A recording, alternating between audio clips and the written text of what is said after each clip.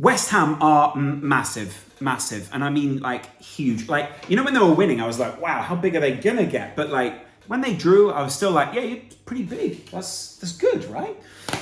Oh man, that keeps the title alive for yet another week. Of course, it would have still technically been alive, right? But there would have just been this weird feeling around. You could tell in Martin Tyler's voice that when that penalty was given, it was like, this is the title dead. These are Liverpool's hopes dashed. But there's way more to this game than that. And we're about to unpick why actually it's kind of a good thing for Man City, but it's also a good thing for Liverpool that these kind of results happen. Of course, West Ham deserve their credit, and I think we should probably give them the credit before we move on to the title race, because Jarrod Bowen, fantastic. I think there are a lot of people at the Liverpool commentary and scouting and training and just in general within our community going, Jarrod Bowen, he would be a great signing actually. But West Ham deserve the respect. They're a side that are building right now, and maybe they will feel like he is one of those guys that they build around. Because whilst McKenna had that chance later on in the second half when things were still looking a little bit hairy for City, Jarrod Bowen is such a clean striker of the ball. Someone who so often goes to the position where you think he's going to score here, and he did so nearly get that hat-trick that would have made things so special for Liverpool. And David Moyes almost pulled off a result. The ex-Everton and Manchester United manager almost pulled off the result that would have made things even more special for Liverpool. But then you knew in the second half that City were going to come out, blitz them, and try and do something that, I mean, would have made them look like the real champions of the Premier League at that point. It would have put it beyond doubt if they'd come back and gone for 3-2. When the penalty was given, you could tell the voice was just dripping with, yes, this happened. Yes. Because it was the perfect narrative for Sky.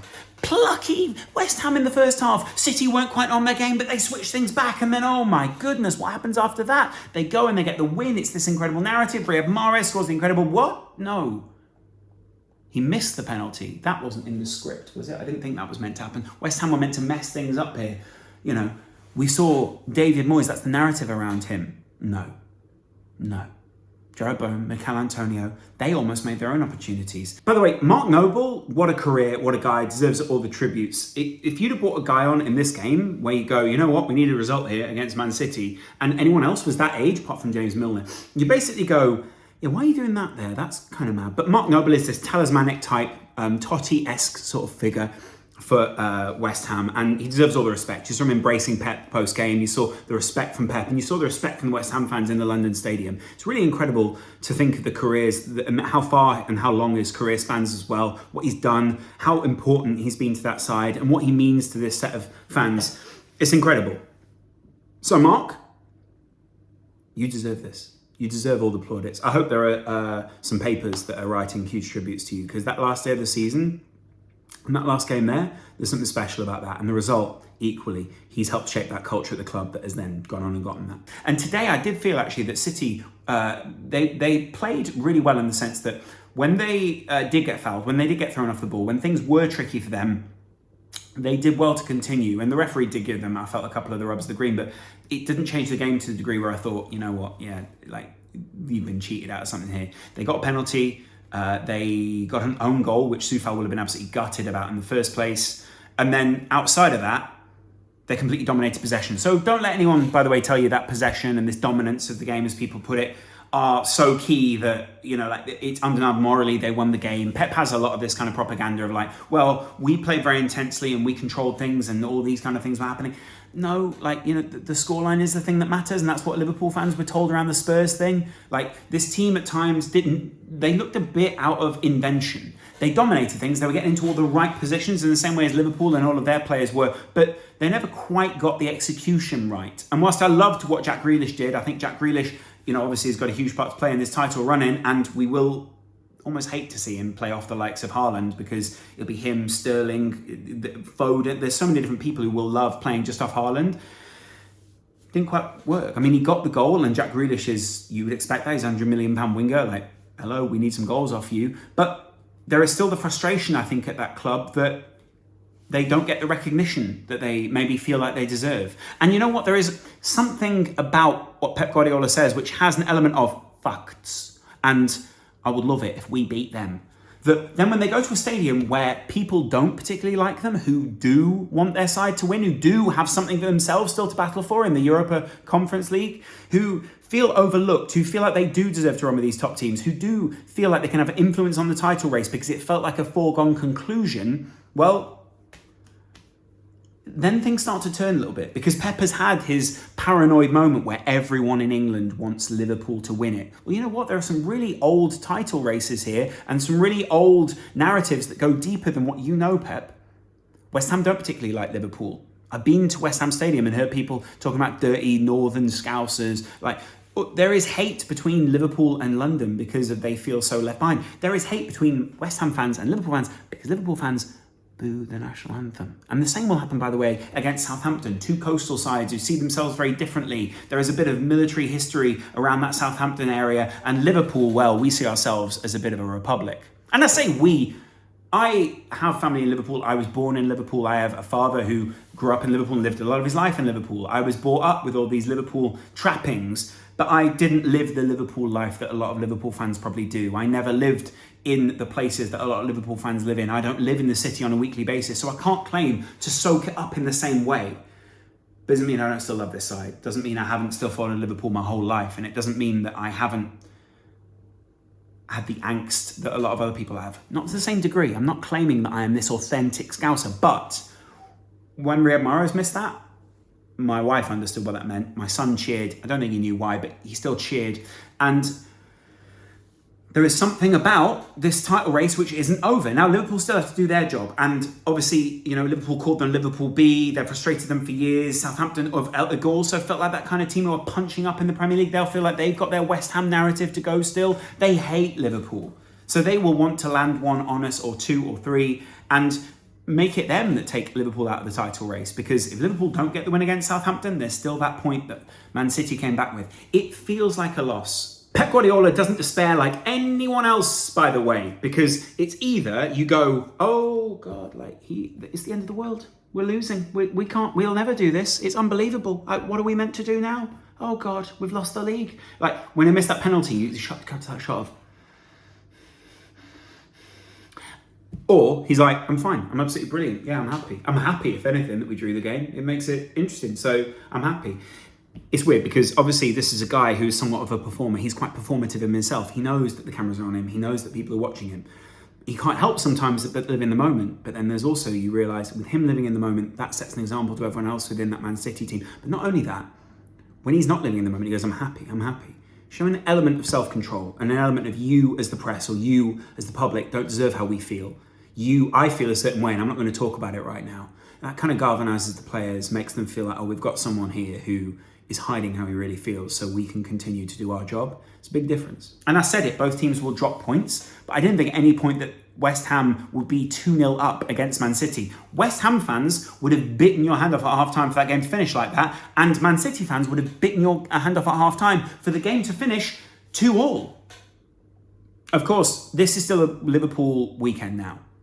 FA Cup, ours. We dominate those headlines. We went to Wembley. We made it ours. We had all those flares. We had that beautiful smoke, the light coming through. There is something magical about that. But remember, City fans, Liverpool being good does not mean that you are also not good. And remember, Liverpool fans, City being champions or coming close or being champions-elect or people saying they were the better side or the greatest Premier League team of all time does not make your side good, does not make your memories invalid. And if anything, Liverpool pushing City and City pushing Liverpool in the sense that, you know, they're setting a boundary and Liverpool trying to reach that as well, makes this better.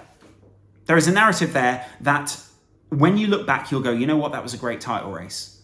And there's even more that, I know people say it's sanitized, all these kind of things. It's better than that. You want these moments where you fall, where you show that you are slightly human. You aren't just a team that just blow through other sides every week. It's boring after a while to have that. You want this narrative of, we had to battle for this a little bit. We had to battle for this more than a little bit. We had to come back away from home 2-0 down to West Ham, and getting that 1 point could be the difference between the title win and not. I'm just saying. But of course, it's still in City's hands.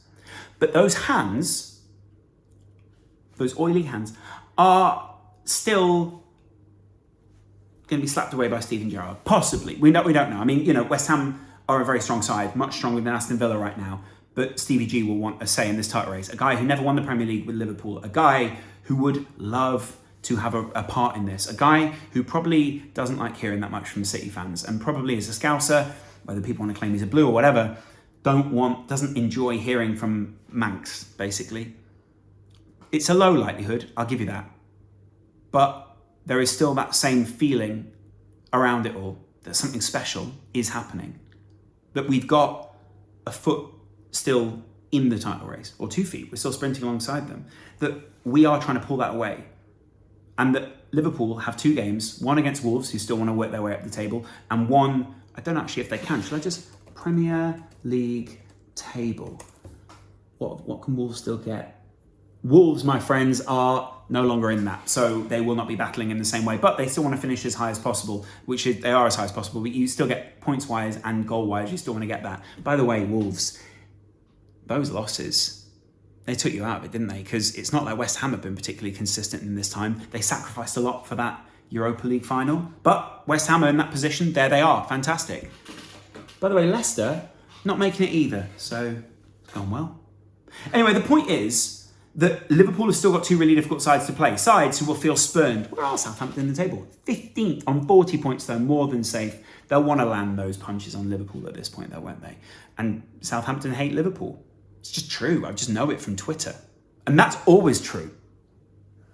All I'm saying is what you want is this dirty little narrative that makes your team more memorable, that isn't just another 5-0 win. Because let's face it, once City went out of that Champions League, we thought, yep, they're just going to walk the league now. They'll win 5-0 every game till the end of the season. And they've pretty much done that. And then West Ham came along and did this. And you wonder whether it just makes them doubt themselves on the last day of the season. City still want that Aguero moment. Maybe they will still get that. Or maybe they go out there and just absolutely kill Aston Villa and Liverpool's title dreams are dashed. But there might still be a moment. There might still be something in this, guys. And until you feel like hope is gone, which, by the way, with this Liverpool team, it never is, why not celebrate the fact that we are still in this? Make the most of the fact that there is narrative surrounding both these teams. Make the most of the fact that Liverpool and City 20 years ago, Liverpool even 5-6 years ago, would have begged for something like this. So live every moment, make the most of you being in this, because these are the sweet years that you will remember, that you will recite to your kids, that your kids, my son's going to hear about this all the time. I didn't think we'd see that in my lifetime. I didn't think we'd see Liverpool in this position at all. I didn't think we'd see us so dominant. I didn't think we'd see us so relevant. I didn't think we'd be competing as long as we have. Liverpool have played every game possible to them this season. That is something to celebrate as a Liverpool fan. We have been part of one of the greatest title races ever. And I get it, like there's going to be people out there going, oh, you're only part of it, you didn't win it. Yeah, well, Klopp's comments prove that there is more to life than just having those trophies up there. The bond, the relationship, the epic fun, the appreciation that we have of this side goes beyond all of that. And City, when you draw games like this, I bet you feel the same. Because Riyad Mahrez missing that penalty, whilst it feels like a kick in the whatevers, and it would have put you well ahead and out of reach and untouchable. It's giving you an element of narrative. It's giving you that element of being closer to these players. You are human. We can relate to you. We love that.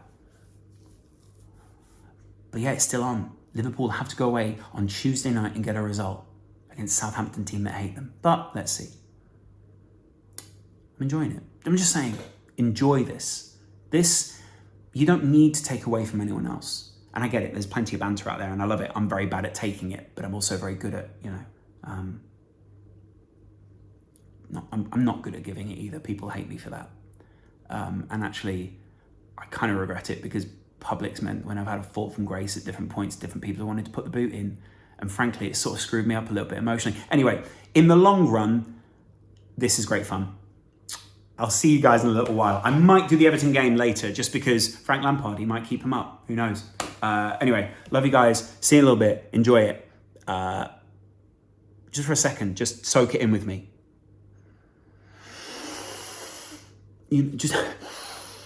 That's a good wine, isn't it? That's a good year, 2022. Good year. By the way, there is this element of narrative that I really enjoy that, Liverpool have competed in all this. They might not still win the 2 big ones or the 2 good ones, as Boovie says. The element that I love is that they're competing on these games and people seem to think, Liverpool they're just also rans, This This is one of the greatest teams of all time in the Premier League. And we're making memories that will last forever. Not only that, but Real Madrid in the final, mate. And you know the best thing about it is, and I get it because people banter it all the time, City would love to be in our position right now. I know they want the Premier League, but to be going into a Champions League final, that's tasty. Weirdly, that leaves a question mark over who is the best team. Liverpool, on their day, brilliant. On their day, are they better than City because of the system they play? Because of the accumulation of things? Liverpool have got the aggregate win, the aggregate score. I know City came back, but they didn't win it. That keeps that debate alive. And it's these grey areas, the intangibles, that make football so much more fun. Because I guarantee there are other people on other channels saying the complete opposite of what I'm saying right now. I'm not saying City didn't deserve a win today. They dominated possession. They did so much. But West Ham levelled it in a different way. And we can't not appreciate that. See you guys in a little while when Everton may also have levelled it. See you in a bit, bye.